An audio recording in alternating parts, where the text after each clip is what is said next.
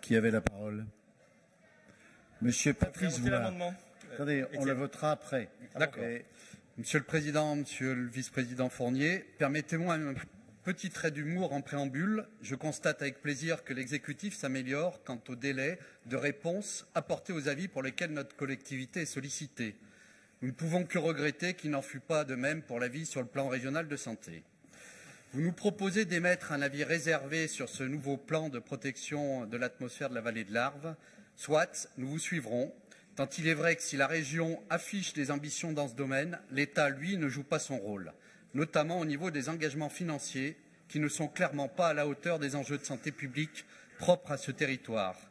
Je rappellerai aussi que si la vallée de l'Arve capte aujourd'hui toute notre attention, elle ne doit pas nous faire oublier les autres territoires de notre région dont la qualité de l'air continue malheureusement de se dégrader. Je pense, vous le comprendrez, en particulier au bassin grenoblois.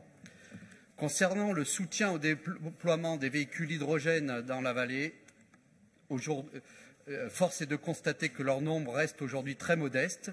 Nous voyons bien là que les enjeux se situent ailleurs, à une autre échelle. Nous ne réglerons pas le problème de la pollution atmosphérique tant qu'il ne sera pas mis en place un report massif de transport routier vers le fret ferroviaire, on vient d'en parler.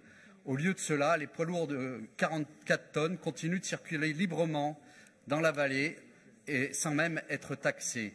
Ce simple constat montre, si besoin était, l'écart entre les déclarations et les actes.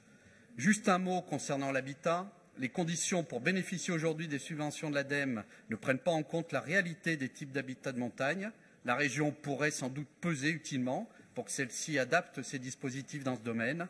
Et enfin, je terminerai en remerciant le vice-président Fournier d'avoir pris la proposition de mon collègue François Jacquard en précisant dans la partie délibérative de ce rapport les raisons qui conduisent la région à émettre un avis réservé. C'est l'objet de l'amendement de l'exécutif que nous venons de voter. Je vous remercie.